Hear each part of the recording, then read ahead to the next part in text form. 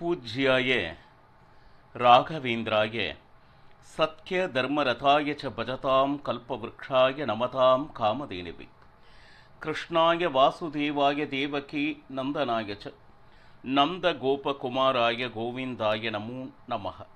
ஐந்தாவது வேதம் என்று போற்றப்படும் மகாபாரதம் பார்த்து வருகிறோம். மகாபாரத போரினிலே 13வது நாள் மதிய நேரம் துரோணாச்சாரியார் பத்ம வியூகத்தை வகுக்க அதன் உள் செல்வது 4 பேருக்கு மட்டும் தெரியும். அதில் அபிமன்யு மட்டுமே அங்கு இருக்கிறார். அப்போ பாண்டவர்கள் அபிமன்யுவிடம் பணிக்க, நீ முன் செல், பின்னே நாங்கள் வருகிறோம் என்று கூற, சத்திரியன் 16 வயது நிரம்பாத பாலகன் எந்தவிதமான தயக்கமும் இல்லாமல் எதிர்வரும் கௌரவர்களை எல்லாம் அழித்து முன்னேறுகிறான். அவன் எதிரே நின்று யாராலும் போர் செய்து வெற்றி பெற முடியவில்லை. இத்தனையும் அத்தனை மகாரதிகளும் ஒன்று சேர்ந்து அபிமன்யுவை தாக்கிய பொழுதும் ஒருவனாக இருந்து எதிர்கொண்டிருக்கிறான். துரோணாச்சாரியார் கூறுகிறார், இவனுக்கு எதிராக நின்று இவனை ஜெயிக்க முடியாது. பாருங்க, அவருடைய வயது என்ன, அனுபவம் என்ன, எத்தனை பேருக்கு பாடம் சொல்லி கொடுத்தவர். அப்போ அவன் பின் சென்று அவனுடைய வில்லை முறித்து, ரதத்தை முறித்து, குதிரையை சாய்த்து, அத்தனை மகாரதிகளும் சேர்ந்து ஒரு 16 வயது பாலகனை, கடைசியில் துச்சாசனன் மகனின் கதை, அதனால் அடிபட்டு அபிமன்யு இறக்கக்கூடிய ஒரு துர்பாகிய நிலை நடந்தது 13வது நாள் போரில். இதை எப்படி அர்ஜுனனிடம் நான் சொல்வேன் என்று தர்மராஜன் தன்னுடைய சிபிரத்தில் கவலையோடு அமர்ந்திருக்க, ஒரு பக்தன் கவலையோடு இருந்தால் உடனடியாக பகவான் பொறுப்பதில்லை, தானாக நேர் வந்து வேதவியாசர் வந்தார். ஏன் கவலைப்பட்டு கொண்டிருக்கிறாய் தர்மராஜா? நீ பெருமைப்பட வேண்டும். இன்னும் சொல்ல போனால் எவ்வளவோ ராஜர்கள் தான தர்மங்களை செய்து, யாக யஜ்ஞங்களை செய்து, அவர்கள் யாரேனும் இன்று உயிரோடு இருக்கிறார்களா என்றால் இல்லை. மரணம் என்பது நிச்சயமாக எல்லோரும் சந்திக்க கூடியதுதான். இந்த வாழ்வு என்றுமே சாஸ்வதம், நிரந்தரம் என்று சொல்வதற்கு இல்லை. மாறாக கடைசி வரை ஒரு சத்திரியனாக இருந்து எப்படி போர் செய்ய வேண்டுமோ அந்த யுத்த ரணாங்கணத்தில் அபிமன்யு வீழ்ந்ததால் அவன் வீர ஸ்வர்க்கத்தில் இருக்கிறான். ஒருவன் பிறந்து தர்ம நெறிப்படி வாழ்ந்து யாக யஜ்ஞங்களை செய்து, இவர்களெல்லாம் எந்த ரிஷிமுனிகளெல்லாம் எந்த லோகத்திற்கு சொல்கிறார்களோ அதைவிட மிக சிறப்பான லோகம் என்று சொல்லக்கூடிய வீர ஸ்வர்க்கத்தில் இன்று அபிமன்யு இருக்கிறான் என்று 16 விதமான ராஜர்கள் அவர்களுடைய வாழ்க்கை சரித்திரங்களை விளக்கி தர்மராஜனுடைய மனதை தேற்றுகிறார் வேதவியாசர். அங்கு சக்தர்களை அர்ஜுனன் போரிட்டு ஜெயித்து சிபிரத்தை நோக்கி திரும்பி வருகையில் ஏதோ ஒரு மன சங்கடம், தேவையில்லாத அபசகுணங்கள், கைகள் நடுங்குகிறது. கிருஷ்ணா, ஏதேனும் தவறான விஷயம் நடந்து விட்டதா? எந்த ஒரு விஷயத்தையும் என்னிடம் கூறவில்லையே. ஒரு பக்கம் கௌரவர் பார்த்தீங்கன்னா ஜெயகோஷம் கேட்டுக்கொண்டிருக்கிறது. ஏன்னா துரோணாச்சார் எப்படி இருந்தாலும் தர்மராஜனை சிறைப்பிடிப்பேன் என்று முனைப்புடன் போரிட்டு கொண்டிருந்தாரே, என்னுடைய சகோதரர்களுக்கு ஒன்றும் ஆகவில்லையே என்று வரிசையாக கேட்டு முடிவில் அபிமன்யுவை பற்றி விசாரிக்க மௌனமாக இருந்தான். சிபிரத்தில் எதிர் வருபவர்கள் யாருமே அர்ஜுனனுக்கு நேருக்கு நேராக சென்று எந்த பதிலையும் கூறவில்லை. கடைசியில் தர்மராஜனிடம் கேட்க அபிமன்யுவனுடைய மரணத்தை பற்றி அறிந்தார். இவர்கள் அனைவரையும் தடுத்து நிறுத்தியவன் ஜெயத்ரதன் என்பதனை அறிந்தான். உடனே வெகுண்டு எழுந்து, நாளைய தினம் போரில் ஜெயத்ரதனை நான் வெல்வேன் என்று சூளுரைத்தான். அது மட்டுமல்ல, நாளை ஜெயத்ரதனை நான் கொல்ல முடியாவிட்டால் நான் தீயிட்டு என்னை மாய்த்து கொள்வேன் என்று சொல்வான். அதோடு நின்றானா என்றால், இந்த உலகத்தில் ஒரு மனிதன் பிறந்து எவ்வளவு விதமான பாபங்கள் இருக்கிறார்களோ அத்தனை பாவங்களும் எனக்கு வந்து சேரட்டும் என்று பிரதிஜை செய்தான். இதையெல்லாம் அமைதியாக கேட்டுக்கொண்டிருந்தான் பகவான் கிருஷ்ணன். அர்ஜுனா, இப்படி சூளுரைத்து கொண்டிருக்கிறாயே, என்னை கேட்டாயா?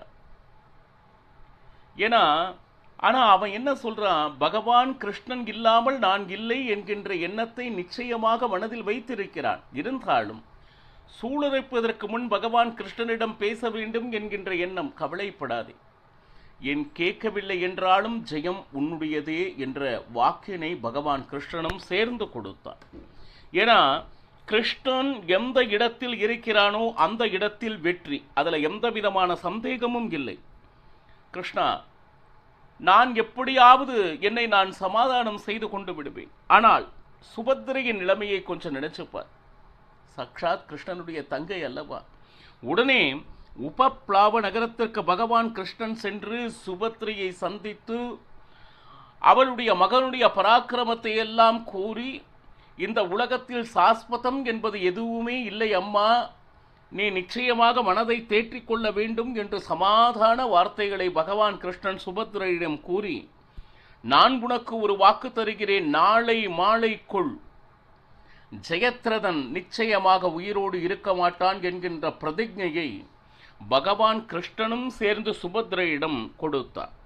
இப்போ பார்த்தோம்னா ஒரு பக்கம் அர்ஜுனனுடைய பிரதிஜை, அதை ஒட்டியே பகவான் கிருஷ்ணனும் பிரதிஜை செய்தான், நாளை எப்படியாவது ஜெயத்ரதன் மாண்டே தீருவான் என்பதை பிரதிஜை. அன்று பார்த்தோம்னா இரவு அர்ஜுனன் தூங்கச் செல்கிறான். அந்த நேரத்தில் பாருங்க, பகவான் கிருஷ்ணன் கனவினிலே வந்து அர்ஜுனனை அழைத்து கொண்டு, அர்ஜுனா, நாளை நீ ஜெயத்ரதனை கொல்லப் போகிறாய் என்பது அது ஒரு பக்கம் இருந்தாலும் அதற்கு முன் செய்ய வேண்டியது சில விஷயங்கள் இருக்கின்றது என்று பகவான் கிருஷ்ணன் அர்ஜுனனுக்கு வழிகாட்டுகிறார். கையை அழைத்து கொண்டு அர்ஜுனனோடு கைலாசத்திற்கு கொண்டு செல்கிறார். சிவனுடைய ஆராதனை நீ செய்ய வேண்டும் அப்படின்னு சொல்லிட்டு பாருங்க, அவனுடைய படுக்கை மேல் தர்பைகளை வீசி அதன் மேல் படுத்து தூங்கிக் கொண்டிருந்தான். நேரா கைலாசத்துக்கு கொண்டு போய் பாருங்க, சிவனுக்கு ஆராதனைகளை செய்ய சொல்லி, அப்ப அந்த இடத்துல என்ன நடந்துச்சு அப்படின்னா, அந்த கைலாசத்திலே சிவனுடைய ஆராதனை செல்லும் போது சிவனும் அந்த ஆராதனைகளை மகிழ்ந்தான். அந்த இடத்துல என்ன ஆச்சு அப்படின்னு கேட்டீங்கன்னா, அதோ அங்கு ஒரு சரோவரம் இருக்கிறது. சரி, அந்த சரோவரத்திற்கு சென்று அங்கே இருக்கக்கூடிய வில்லினையும் அம்பினையும் எடுத்து வா என்று சிவன் அறிவுறுத்த, அந்த இடத்துல பாருங்க, நேரா சரோவரம் பக்கத்துல, சரோவரம்னா நீர்நிலை, ஆறு, அந்த இடத்தில் வில்லையும் அம்பையும் இருக்கும் என்று நினைத்து அர்ஜுனன் அங்கு சென்றால் 1000 தலை நாகங்கள் 2 ஒன்றோடு ஒன்று அந்த இடத்தில் இருப்பதை அர்ஜுனன் கண்டார். யாராக இருந்தாலும் அதை பார்த்தவுடன் கை கால்கள் நடுங்கி அந்த இடத்திலிருந்து ஓடத் துவங்கினர். ஆனால் அனுப்பியது சிவன், அருகில் இருப்பவன் கிருஷ்ணன். நேராக சென்றான், ஒரு 1000 தலை நாகத்தை கையினிலே தொட்டான். உடனே அது வில்லானது. மற்றொரு நாகத்தை தொட அது அம்பானது. அந்த வில் அம்பு பாருங்க, எப்பொழுது அதனை தொட்டு அது வில்லாகவும் அம்பாகவும் மாறியதோ, இன்னும் சொல்ல போனா ஒரு 1000 யானை பலம் அர்ஜுனனுக்கு வந்தது போல் தோன்றியது. பாருங்க, அதை இந்த வில்லையும் அம்பையும் அந்த சரோவரத்திலேயே வீசிவிடு. என்னுடைய பரிபூர்ண அனுகிரகம் எப்பொழுது அந்த ஸ்பரிச மாத்திரத்திலே உனக்கு என்ன பலம் வர வேண்டுமோ அந்த பலம் வந்துவிட்டது என்றது சிவனுடைய வரமாக அர்ஜுனனுக்கு அமைந்தது. இப்பொழுது நீ நிம்மதியாக தூங்கு. பாருங்க, இதையெல்லாம் பகவான் கிருஷ்ணன் அர்ஜுனனை கனவிலே அனுப்பி கைலாயத்திற்கு சென்று வில்லினையும் அம்பினையும் ஸ்மரிச மாத்திரத்தில் அவனுக்கு என்ன பலம் நாளைக்கு தேவை இருக்கிறதோ, ஏனென்றால் ஜெயத்ரதன் முழுமையான சிவனை நினைத்து தபம் செய்து தபோ சக்தி உடையவன். ஜெயத்ரதனதுக்காக சிவனே அவன் குருவில் நின்று இவர்களையெல்லாம் தடுத்திருக்கிறாள் என்றால், சிவனுடைய அனுகிரகம் அர்ஜுனனுக்கு இருந்தால் மட்டுமே நாளை ஜெயத்ரதனை வெல்வது சாத்தியம் என்பதை அறிந்தவன் பகவான் கிருஷ்ணன். இப்போ விடியற் காலை வேளை 14வது நாள் யுத்தம் ஆரம்பமாக வேண்டும். காலை எழுந்தவுடன் அற்புதமான சுப்ரபாதம் கேட்டுக்கொண்டு இருக்கிறது. அதை ஒட்டி மங்கள வாத்தியங்கள் முழங்கியது. அப்ப தர்மராஜன் கண் விழித்தான். ஸ்நானம் செய்வதற்காக தயாராகி கொண்டு இருக்கிறான். அது எப்படி அப்படின்னு கேட்டீங்கன்னா, 108 பேர்கள் சேவகர்கள் தயாராக இருந்தார்கள். 108 கலசங்களில் உத்தம ஸ்தலத்திலிருந்து அந்த தீர்த்தத்தை வரவழைத்து, அந்த தீர்த்தத்தில் அபிமந்திரம் என்று சொல்வார்கள், மந்திர உச்சாடனை செய்து அந்த தீர்த்தத்தை கந்தம் கலந்து, அதாவது வாசனை திரவியங்களை சேர்த்து தர்மராஜன் ஸ்நானம் செய்து வந்தவுடன் பாருங்க, சுப்ரவாத வஸ்தம் வெள்ளை வஸ்திரத்தை எடுத்து கொடுப்பதற்கு சேவர்கள் காத்து நின்றனர். அது முடிஞ்ச உடனே சந்தியாவந்தனத்திற்கு அமர்ந்தான். இதெல்லாம் என்ன தெரியுங்களா? அவன் தேவதையாக இருந்தாலும் இந்த உலகத்தில் அவதாரம் செய்தால் ஒரு மனிதன் காலையில் எழுந்தவுடன் எந்த கர்மங்களை செய்தார்கள், பகவான் கிருஷ்ணனே சந்தியாவந்தனம் செய்தான் என்று அங்கங்கு சொல்லப்படுகிறது. அப்போ சாமானிய மனிதர்கள் நாமும் நித்திய கர்மானுஷ்டானம் என்பதை விட்டுவிடக்கூடாது என்று அங்கங்கு நம்மை எச்சரித்து கொண்டிருக்கிறது மகாபாரதம். சந்தியாவந்தனம் முடிந்து ஜபம் முடிந்து தியானம், அடுத்து அக்னியினுடைய ஆராதனை, இதை அனைத்தையும் தர்மராஜன் செய்தான். அந்த ஜபதப அக்னி ஆராதனை முடிந்தவுடன் அங்கு 1008 பண்டிதர்கள் நின்றிருக்க அவர்களையெல்லாம் நமஸ்காரம் செய்வித்து தங்க நாணயங்களை தானமாக வழங்கி மகிழ்ந்தார்.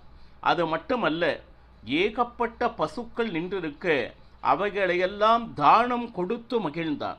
அடுத்து அவன் அணியக்கூடிய ஆபரணங்களை சுமந்து கொண்டு சேவகர்கள் காத்திருக்க அந்த ஆபரணங்களை பூட்டிக் கொண்டான் தர்மராஜன்.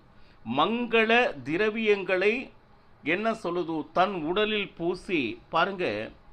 காலையில் எழுந்தவுடன் மங்களமான வஸ்துக்கள் என்று சொல்லக்கூடிய என்னென்ன அப்படின்னு கேட்டீங்கன்னா, நெய், எள், பால், தயிர், இதெல்லாம் பார்த்தோம்னா மங்கள வஸ்துக்கள். காலையில் எழுந்தவுடனே இதனுடைய தரிசனம் உங்களுடைய அந்த நாள் முழுக்க மங்களத்தை கொண்டு வரும் என்று மகாபாரதம் கூறுகிறது. காலையில் எந்திரிச்ச உடனே பால் வாங்கி காப்பி போடுற ஒரு பழக்கத்தை நம்மளை அறியாமல் வச்சுருக்கோம் இல்லையா?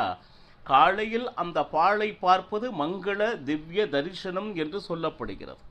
இப்போ பலவிதமான ஆபரணங்களை பூட்டிக் கொண்டு தர்மராஜன் தயாரான நிலையில் இருக்கும் பொழுது சேவகர்கள் ஓடி வந்து பகவான் கிருஷ்ணன் வந்து கொண்டிருக்கிறார் என்கின்ற செய்தியை தர்மராஜனிடம் சொன்ன உடனே ஒரு நிமிடம் கூட தாமதிக்காமல் ஓடி சென்றான் தர்மராஜன். இவ்வளவு சேவகர்கள் தர்மராஜனுக்கு இருந்த பொழுதும் தர்மராஜனே ஒரு மிகப்பெரிய சேவகனாக ஓடி சென்றான் பகவான் கிருஷ்ணனை தேடி. இப்போ தர்மராஜன் பாவம் வினயமாக கேட்கிறான், கிருஷ்ணா, ராத்திரி நிம்மதியான உறக்கம் வந்ததா ஆச்சுங்களா? இப்போ உன்னுடைய முகத்தை பார்த்தால் போதும், எங்களுக்கு இனம் புரியாத ஒரு ஆனந்தம் வந்து விடுகிறது. எப்பேற்பட்ட வீரனும் நிச்சயமாக அவன் ஜெயிப்பான் என்கின்ற நம்பிக்கை உன்னுடைய முகத்தை பார்த்தவுடனே வந்துவிடும். கிருஷ்ணா, உனக்கு தெரியும் இல்லையா, நாங்கள் அந்த வனவாசத்திலும் அஞ்ஞான வாசத்திலும் எவ்வளவு கஷ்டப்பட்டோம் என்பது நீ அறிவாய். இன்னைக்கு யுத்தம் நடக்கிறது என்றால் அது உன் ஒருவனை மட்டும் நம்பி. பாருங்க, தர்மராஜன் தெளிவா இருக்கா. நான் வீரன், நான் இத்தனை வித்தைகளை கத்திருக்கிறேன், நான் இவர்களை வெல்லப் போகிறேன் என்கின்ற எண்ணம் கொஞ்சம் கூட தர்மராஜனிடம் இல்லை. இன்னைக்கு யுத்தம் நடப்பதற்கு காரணம் பகவான் கிருஷ்ணன். அதில் ஏதேனும் வெற்றி என்கின்ற ஒன்று கிடைக்குது என்றால் அது பகவான் கிருஷ்ணனுடையது. நாம் வெறும் என்ன சொல்லுது, காரண மாத்திரர்களே என்பதை நிச்சயமாக அறிந்தவன் தர்மராஜன். உன்னை நம்பி இறங்கி இருக்கிறோம் கிருஷ்ணா. இந்த ஜெயம் வெற்றி அப்படிங்கிறது எங்களுடையது அல்ல, உன்னுடையது. இன்று மாலைக்குள் கொன்றே ஆக வேண்டும் என்று அர்ஜுனன் பிரதிஜை செய்வதை நான் அறிவேன். பாருங்க, ஆனா ஜெயத்ரதனை கௌரவர்கள் யார் நாம் ஒவ்வொரு கூட அருகில் நெருங்க விட முடியாதபடி அவர்கள் திட்டம் தீட்டி வைத்திருக்கிறார்கள். கிருஷ்ணா இதையெல்லாம் தர்மராஜன் கிருஷ்ணனுக்கு சொல்லிக் கொண்டிருக்கிறான். இதெல்லாம் பகவான் கிருஷ்ணன் அறிந்ததே. இன்று என்ன நடக்கப் போகிறது, அவனை எப்படி வீழ்த்தப் போகிறோம் என்கின்ற முழுமையான ஒரு விஷயம் அறிந்தவன் ஒருவன் மட்டுமே, அவன் பகவான் கிருஷ்ணன். இன்னும் பாண்டவர்களுக்கும் ஏன் அர்ஜுனனுக்கும் கூட தெரியாது. இன்று 14வது நாள் யுத்தத்தில் பகவான் கிருஷ்ணன் எப்பேற்பட்ட ஒரு பராக்கிரம மூலமாக, தந்திரம் மூலமாக ஜெயத்ரதனை கொன்றான் என்பதனை நாளை பருகலாம். சர்வம் ஸ்ரீ கிருஷ்ணார்ப்பணமஸ்து. ஹரே ஸ்ரீனிவாசா.